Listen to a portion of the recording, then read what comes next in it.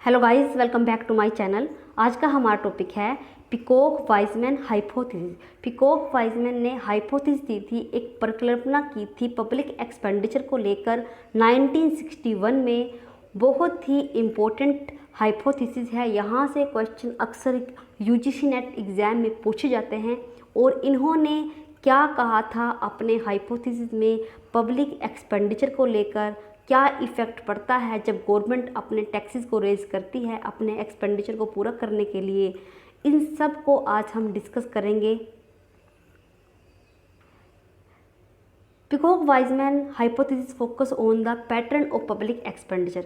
जो Peacock hypothesis है ये फोकस करती है पब्लिक एक्सपेंडिचर पर and state that public expenditure does not follow a smooth और कंटिन्यूस ट्रेंड। और ये कहते हैं कि जो पब्लिक एक्सपेंडिचर है ये सदा एक समान नहीं रहता। ये इंक्रीज इन पब्लिक एक्सपेंडिचर बढ़ता रहता है in take place in jerk और step. They gave 3 separate concept to justify the hypothesis. इन्होंने 3 सेपरेट कंसेप्ट दिए हैं जिनके द्वारा इन्होंने अपनी परिकल्पना को सिद्ध किया है। पहला है डिस्प्लेसमेंट इफेक्ट, इंस्पेक्शन इफेक्ट और कंसंट्रेशन इफेक्ट।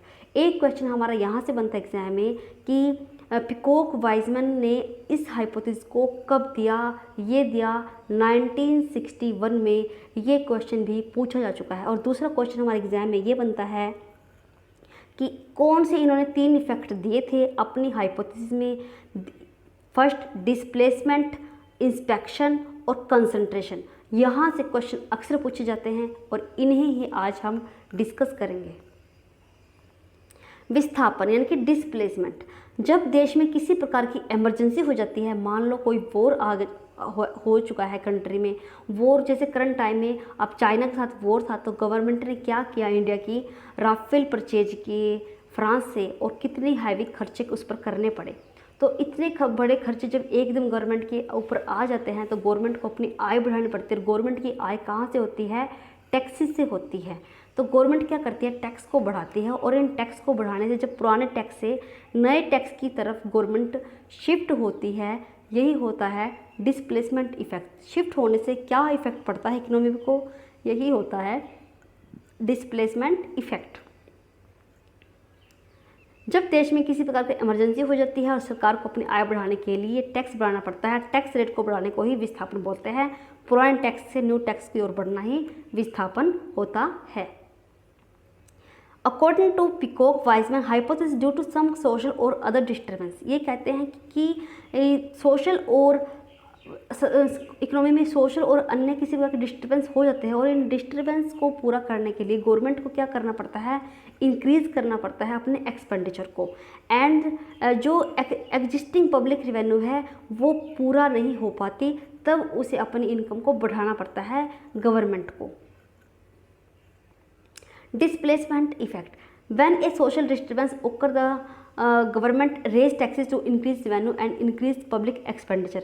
जब सोशल डिस्टर्बेंस हो जाता है तब गवर्नमेंट को रेज करने पड़ते हैं टैक्सेस और अपनी इनकम को रेज करना, रेवेन्यू को रेज करने के लिए, और इंक्रीज पब्लिक एक्सपेंडिचर हो जाते हैं टू मीट सोशल डिस्टर्बेंसेस। तो इससे सोशल डिस्टर्बेंस को पूरा करने के लिए, जो ख़त्म करने के लिए जो भी डिस्टर्बेंस हुए हैं, जैसे करंट टाइम में कोविड-19 की प्रॉब्लम है, कितना हाई खर्च गवर्नमेंट को करना पड़ रहा है, तो ये इस टाइम पे क्या है? ये सोशल डिस्टर्बेंस है। और गवर्नमेंट इनको पूरा करने के लिए अपनी इनकम को बढ़ाती है, इंक्रीज़ करती है। और इनकम कैसे बढ़ सकती है? टैक्सेस से। तो यही गवर्नमेंट जब टैक्सेस लगाती है, रिप्लेस करती है लोअर टैक्सेस से हायर टैक्सेस में, यही होते हैं डिस्प्लेसमेंट इफेक्ट। इंस्पेक्शन इफेक्ट, जांच प्रभाव। जब सरकार जांच करती है कि उसने जो टैक्स लगाए हैं लो लेवल पर पहले लगाए थे और जो हाई अब किए हैं, तो उनमें क्या प्रभाव इकोनॉमी पर पड़ा है। अर्थव्यवस्था को देखती है कि कितना अर्थव्यवस्था में अप डाउन चले हैं इन टैक्सेस को लेकर। सरकार तब ये देखती है कि उसके पास अन्य साधन है इकोनॉमी में स्टेबलाइजेशन करने के या नहीं है। जब वो इस तरह की जांच करती है, वही है inspection effect. Inspection, if even if there is no new disturbance there in no strong motivation to return to lower level. जैसे गवर्नमेंट के पास मान लो कोविड-19 का प्रॉब्लम है और जब ये प्रॉब्लम खत्म हो जाएगी, क्या टैक्सेस कम कर देगी गवर्नमेंट अपने? नहीं करेगी। तो वही है कि even if there is no new disturbance there is no strong motivation to return to lower level. जब किसी प्रकार का नया डिस्टर्बेंस इकोनॉमी में नहीं है, तब क्या गवर्नमेंट वापस रिटर्न होगी लोअर लेवल टैक्सेशन पर। As the increase revenue can be use to support a higher level expenditure. क्या अभी भी गवर्नमेंट अपने जो एक्सपेंडिचर है उसको बढ़ा रही है, बढ़ रहे हैं, क्या उसमें स्टेबलाइजेशन होगा? Therefore, government expand its fiscal operation partially due to the disturbance and partially to expand economic activity and take up new function। अब गवर्नमेंट क्या करेगी? जो उसके हायर लेवल एक्सपेंडिचर हैं जो गवर्नमेंट के, उसे एक्सपेंड करने के लिए फिजिकल ऑपरेशन शुरू करेगी। फिजिकल ऑपरेशन होते हैं कि टैक्सेस को लगाना, डिफरेंट टाइप से टैक्सेस को लगाना, कॉर्पोरेट सेक्टर और मल्टीपल सेक्टर पर जो गवर्नमेंट टैक्सेस लगाती है फिजिकल पॉलिसीज़ के अंडर, उसे एक्सपेंड करेगी। And take up new function that a earlier neglect, this is the no as a inspection effect. और वो इंस्पेक्ट करेगी कि कितना इससे इफेक्ट पड़ता है इकोनॉमी पे, क्योंकि गवर्नमेंट किसी भी तरह पर एक बार अगर टैक्सेस बढ़ जाए तो वापस रिटर्न नहीं होती, और उसके सिवाय कुछ अन्य जो है साधन देखती है कि किस तरह से इकोनॉमी को डेवलप किया जा सकता है, और यही सारा इंस्पेक्शन कहलाता है, inspection effect. Concentration effect, concentration होता है केंद्रीकरण। When an economy is experience economic growth there is a tendency of central government. जब एक बार टैक्स लग जाते हैं और गवर्नमेंट चार्ज करती है, और उसके बाद होता है कंसंट्रेशन। कंसंट्रेशन मतलब केंद्रीकरण। गवर्नमेंट को अपने खर्चे बढ़ जाते हैं सेंट्रल गवर्नमेंट के, सेंट्रल गवर्नमेंट के खर्चे स्टेट गवर्नमेंट से ज़्यादा बढ़ते हैं, तब सेंट्रल गवर्नमेंट स्टेट गवर्नमेंट से भी ज़्यादा हाई टैक्स लगाती है,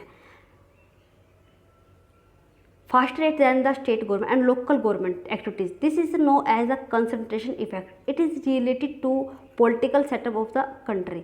तब ये जान जाते हैं कंसंट्रेशन इफेक्ट, जब सेंट्रल गवर्नमेंट स्टेट गवर्नमेंट से भी ज़्यादा टैक्सेस लगाती है। ये पूरी तरह से डोमिनेटेड टैक्सेस होते हैं सेंट्रल गवर्नमेंट के। कंसंट्रेशन केंद्रीकरण प्रभाव, जब केंद्र सरकार ज़्यादा कर लगाती है राज्य सरकारों से आय को बढ़ाने के लिए, केंद्र सरकार प्रधान होते हैं ये टैक्स, और ये नए टैक्स केंद्र सरकार जो अपने खर्चों को किसी कारणवश बढ़ाती है तो अपनी आय को बढ़ाने के लिए राज्य सरकार से ज़्यादा टैक्स लगाते हैं। यही है concentration effect. Thank you guys.